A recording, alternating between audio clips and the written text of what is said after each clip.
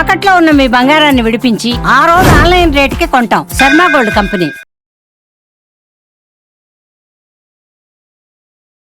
నమస్తే, welcome to Suman TV. ప్రస్తుతం live కాల్లో జాయిన్ అయ్యారు జీవి సత్యనారాయణ గారు, ఫైనాన్షియల్ అడ్వైజర్. సార్తో మాట్లాడదాం. సార్ నమస్కారం. నమస్తే సత్యనారాయణ గారు, అసలు బంగారం వెండి ధరలు ఈ స్థాయిలో పతనం అవుతాయని చెప్పి అసలు ఎవరు ఊహించలేదు సార్. రాత్రికి రాత్రే లక్షల రూపాయలు పడిపోయే పరిస్థితి కనిపిస్తోంది.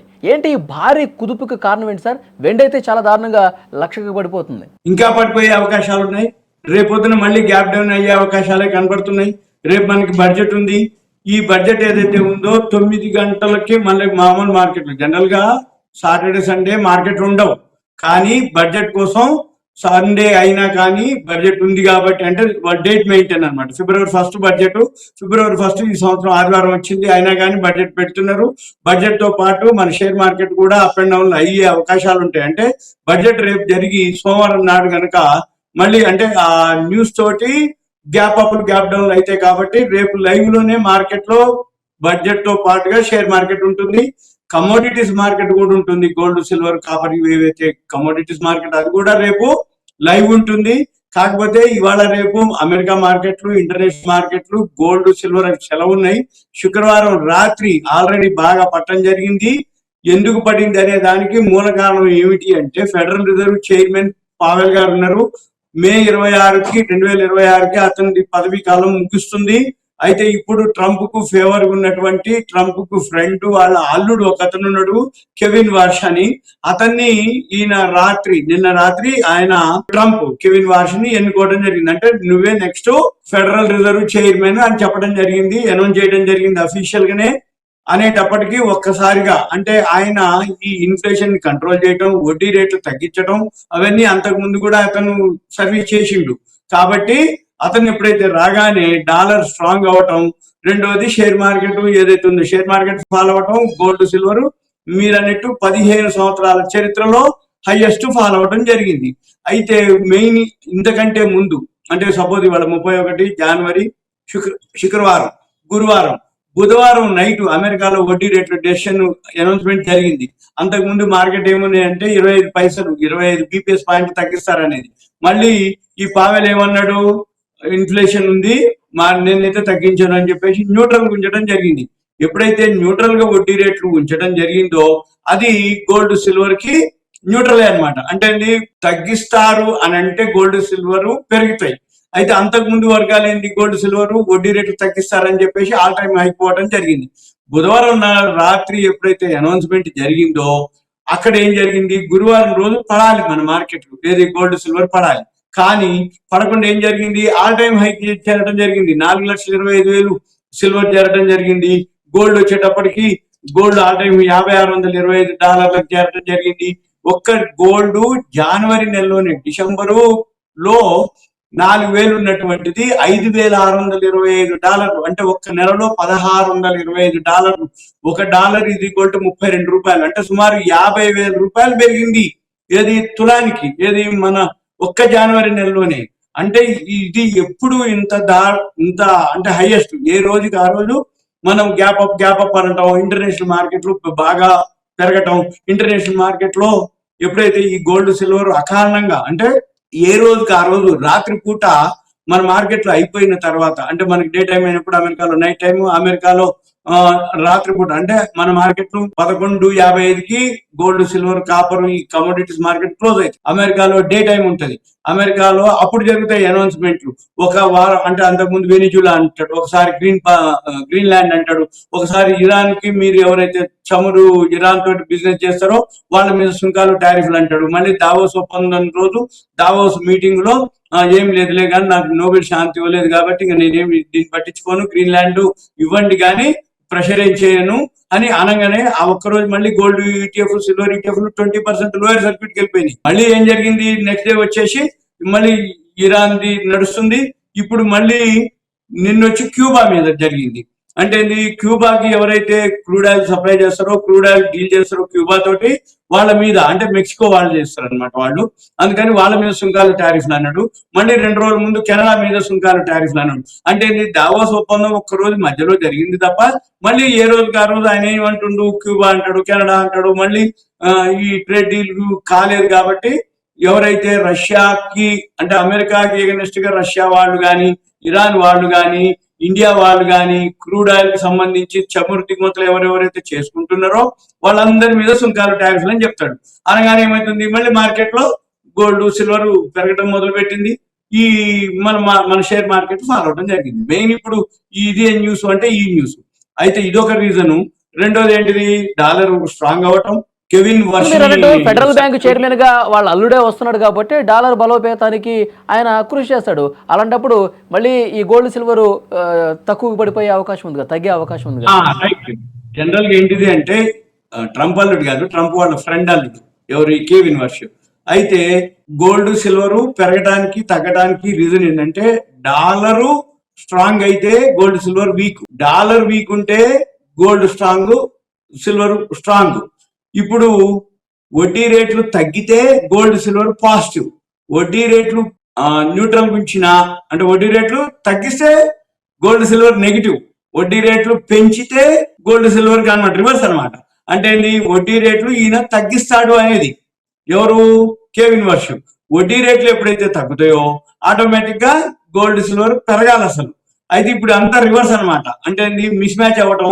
రెండోది ఏంటి, ఈయన ఏదైతే ట్రంప్ అనౌన్స్మెంట్ అంటే ఇంకొకటి, ఈ కెవిన్ వర్ష్ ఇప్పుడు కాదు, మే 26 వరకు జెరోమ్ పావెల్ ఉండేది. అంతకుముందు ఎవరైతే ఫెడరల్ రిజర్వ్ చైర్మన్ ఉంటే ఆయన మే 26 దాకా ఉంది. మనం ఇప్పుడు జనవరి అయిపోయింది, ఫిబ్రవరి, మార్చి, ఏప్రిల్ ఇంకో 4 నెలలు ఉంది. అయినా కానీ మళ్ళీ ఈ లోపల ఏం జరుగుతుందో తెలియదు. ఒకటి, వీటన్నిటికంటే కూడా మెయిన్ ఏంటిదంటే ఎప్పుడైతే వడ్డీ రేట్లు న్యూట్రల్ జరిగిందో అక్కడ ఫాలో అవ్వాలి, ఫాలో అవటం మొదలు పెట్టింది. అంతకుముందే బాగా పెరిగింది కాబట్టి ఒకటి ప్రాఫిట్ బుకింగ్ అంటారు అనమాట దీన్ని. అంటే బాగా పెరిగిన తర్వాత పడిపోయేదాన్ని ప్రాఫిట్ బుకింగ్ అంటారు. మళ్ళీ దీంతో ఈ చికాగో మర్కెంటైల్ ఎక్స్చేంజ్ ఉంటుంది ఇంటర్నేషనల్ మార్కెట్ లో, ఈ కమోడిటీస్ కి వరల్డ్ లో చికాగోనే, లండన్ బులియన్ మార్కెట్స్ అసోసియేషన్ రెండు. అయితే ఈ చికాగో మర్కెంటైల్ ఎక్స్చేంజ్ లో ఎవరైతే ఇట్లా పెరుగుతూ వచ్చిందో అకారణంగా అంటే రోజు రోజు అంటే మనం గెస్ చేయనంతగా తెల్లారగానే మనం అనుకోమన్నమాట, అంటే ఎక్స్పెక్ట్ కూడా చేయనటువంటి భారీ ఒడిదుడుకులతోటి పెరుగుతూ వచ్చింది. కాబట్టి మార్జిన్ పెంచడం జరిగింది విపరీతంగా భారీగా.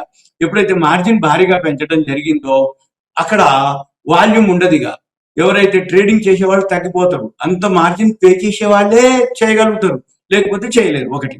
ఇక ఇంకొకటి, ఎప్పటి నుంచో బిజినెస్ లో ఉండే వాళ్ళు జీర్ణించుకోలేరు. అంటే ఏంటిది, ఇంత పెరిగిందిలే పడకపోతుందా అని చెప్పేసి రెండు ఉంటుంది, సెల్లింగ్, షార్ట్ సెల్లింగ్. సెల్లింగ్ అంటే మన దగ్గర ఉన్నది అమ్మేదాన్ని సెల్లింగ్, షార్ట్ సెల్లింగ్ అంటే మార్జిన్ కట్టేసి మన దగ్గర లేకపోయినా మనం అమ్ముకోవచ్చు. అయితే ఈ బుధవారం ముందు వరకు కూడా రోజు రోజు పెరిగిపోతుంది, ఎక్కడ అది పడకపోతుందాలే అని చెప్పేసి షార్ట్ సెల్లింగ్ చేసిన వాళ్ళు ఎక్కువ ఉన్నారు. ఈ షార్ట్ సెల్లింగ్ చేసేటప్పటికి బాగా పెరిగినప్పుడు ఉదయం పూట 9ంటికి మన మార్కెట్, కమోడిటీస్ మార్కెట్ ఓపెన్ అవ్వడం ఆలస్యం, వాళ్ళ మార్జిన్ షార్ట్ ఫాల్ వస్తాయి. ఈ మార్జిన్ షార్ట్ ఫాల్ రాగానే 9ంటికి సిస్టమ్ క్లోజ్ చేసేస్తుంది, స్క్వేర్ ఆఫ్ చేసింది. అంటే బుధవారం వరకు ఎవరైతే షార్ట్ సెల్ చేసిర్రో వాళ్ళందరినీ స్క్వేర్ ఆఫ్ చేసేసింది సిస్టమ్. ఇక మళ్ళీ ఏం చేసిర్రు, రోజు రోజు పెరుగుతుంది కదా, మిస్ అయిపోయినవని చెప్పేసి చాలా మంది ఎంటర్ అయిపోయిన వాళ్ళు ఉన్నారు. ఈ ఎంటర్ అయిపోయిన వాళ్ళు రోజు రోజు పెరుగుతుంది కాబట్టి మనకు అమ్మాల్సిన అవసరం లేదు కదా, ఇంకా పెరుగుతుంది కదా, అమ్మితే తెల్లారిది ఇంకా పెరుగుతుంది కాబట్టి వాళ్ళు అలానే ఉన్నారు. కానీ వాళ్ళ మార్జిన్ ఉంది, ధర పెరిగింది. ఇప్పుడు మీరు అన్నట్టు 2 రోజుల్లోనే మొత్తం పడిపోయింది. అంటే మళ్ళీ వాళ్ళ మార్జిన్ కూడా షార్ట్ ఫాల్ వస్తాయి. అంటే వాళ్ళు లాభం తీసుకోలేదు, వాళ్ళు కొన్నారు, చూసుకున్నారు, ఎగ్జిట్ అయిదాం అనుకుంటే రోజు రోజు పెరుగుతుంది కాబట్టి వెయిట్ చేస్తారు. ఇప్పుడు ఏమైతుంది, మైనస్ అయిపోయింది. అంటే మళ్ళీ వాళ్ళ మార్జిన్ కంటే కూడా పడిపోతుంది, వాళ్ళు కొన్న ధరల కంటే పడిపోతుంది ధర. అప్పుడు ఏమైతుంది, మళ్ళీ వాళ్ళ మార్జిన్ షార్ట్ ఫాల్ అయిపోయింది, మళ్ళీ అవి కూడా స్క్వేర్ ఆఫ్ అయిపోతాయి. ఎప్పుడైతే మొన్నటి వరకు షార్ట్ సెల్లింగ్ చేసిన వాళ్ళకి స్క్వేర్ ఆఫ్ అయ్యారు, ఇప్పుడు కొన్న వాళ్ళు స్క్వేర్ ఆఫ్ అయిపోతుంది. మళ్ళీ రేపు ఉదయం మనకి గోల్డ్ సిల్వర్ మార్కెట్లు ఉన్నాయి బడ్జెట్ తో పాటుగా. మనకు కూడా మన మార్కెట్లు 9 to 5 ఉంటుంది రేపు, ఏది కమోడిటీస్ మార్కెట్. ఈ 9 to 5 ఏదైతే కమోడిటీస్ మార్కెట్ ఉందో, కానీ ఇంటర్నేషనల్ మార్కెట్లు, వరల్డ్ మార్కెట్లు ఈ రోజు రేపు సెలవు. మళ్ళీ రేపు నైట్ అంటే సోమవారం తెల్లవారుజామున అంటే ఆదివారం నైట్ కింద లెక్క, సోమవారం తెల్లవారుజామున 4:30కి అమెరికా అంటే ఇంటర్నేషనల్ మార్కెట్లు ఓపెన్ అవుతాయి. ఆ ఓపెన్ అయిన టైంలో అప్పుడు మళ్ళీ ఏం జరుగుద్ది, రేపు గ్యాప్ డౌన్ తోటే సూచనలు ఉన్నాయి. ఏది గోల్డ్ కానీ, సిల్వర్ కానీ, కాపర్ కానీ. మళ్ళీ రేపు నైట్ అమెరికా మార్కెట్లు, ఇంటర్నేషనల్ మార్కెట్లు అంటే మన సోమవారం తెల్లవారుజామున మనకి మళ్ళీ సోమవారం తెల్లవారుజామున ఏం జరుగుద్ది, ఆ గ్యాప్ 4:30 నుంచి 9 గంటల వరకు మళ్ళీ మన మార్కెట్లు ఉంటాయి. మన మార్కెట్ ఓపెన్ అయ్యి సోమవారం ఉదయం 9 గంటలకి. రేపు ఉంది మన మార్కెట్ ఆదివారం, సోమవారం కూడా మన మార్కెట్ ఉంది మళ్ళీ 9 గంటలకి. ఓపెన్ కాగానే దాన్ని బట్టి అది బేస్ అవుతుంది. అందుకని మన పని ఎంతసేపటికి ఏంటిది, ఇప్పుడు ఏదైతే అబ్జర్వ్ చేస్తామో గోల్డ్ సిల్వర్ ఇంకా ఫాల్ అయ్యే అవకాశాలే ఉన్నాయి. ఎందుకంటే మార్జిన్లు షార్ట్ ఫాల్ ఎంతవరకు పడిపోతుంది సార్? ఇప్పుడు సామాన్య మధ్యతరగతి ప్రజలు కొంత ఆందోళన ఉన్నారు కాబట్టి ఇప్పుడు 1,00,000 వరకు దాదాపు తగ్గింది కాబట్టి వెండి ఇంకా అది 3 లక్షల కంటే ఇంకా తక్కువకి 2 లక్షల 2.5 లక్షలు అట్లా అయ్యే ఛాన్స్ ఉందంటారు? అంతని కాదు, ఓవరాల్ గా అయితే తగ్గే అవకాశాలే కనపడుతున్నాయి, తగ్గుతాయి. కాకపోతే ఏమిటి అంటే మనం చూడవలసింది సపోర్టివ్ రెసిస్టెన్స్ అని ఉంటది. అంటే ఇప్పుడు ఏమైతుందంటే కొంతకాలం అయిపోయినాక అంటే పడ్డంత వరకు పడ్డాక ఇక పడదు అనుకున్నాక ఎవరైతే హైలో అమ్మిండ్రో వాళ్ళందరూ మళ్ళీ బయింగ్ లోకి వచ్చేస్తారు. ఎందుకోసం అంటే ఇది ఒక opportunity. Share market fundamental technicals ఇవన్నీ ఉంటాయి. ఈ గోల్డ్ సిల్వర్ కి ఏముండవు. ఇంటర్నేషనల్ మార్కెట్ లో డిమాండ్ ఉందా లేదా, సప్లై ఉందా లేదా, అంత ఎకనామిక్స్ అనమాట. అందుకని ఏమైతుంది, బాగా పైకి పోయింది, ప్రాఫిట్ బుకింగ్ జరిగింది. మళ్ళీ ఇప్పుడు బాగా పడ్డది, బాటంకి వస్తుంది. మళ్ళీ ఆ పైన ఎవరైతే హైలో అమ్మిండ్రో మళ్ళీ వాళ్ళందరూ బైలోకి వస్తారు. అందుకని అప్పుడు ఏం జరుగుతుంది, మళ్ళీ షార్ట్ కవరింగ్ అంటాం. Short selling, short covering. Short selling అంటే మన దగ్గర లేకుండా అమ్మటం. షార్ట్ కవరింగ్ అంటే బాటంకి వచ్చినాక మళ్ళీ బయింగ్ రావటం. అంటే హైలో ఎవరైతే అమ్మిండ్రో వాళ్ళు లోలో కొంటారు. ఒకటి ఎప్పుడైతే బాగా పడిందో ఈ గోల్డ్ కానీ సిల్వర్ కానీ జీరో అయ్యే అవకాశాలు ఉండనే ఉండవు. ఓ 10,000 20,000 పడుతుంటది, 10,000 20,000 తగ్గుతుంది. అక్కడ పట్టుకోగలిగిన వాళ్ళకే పైసలు.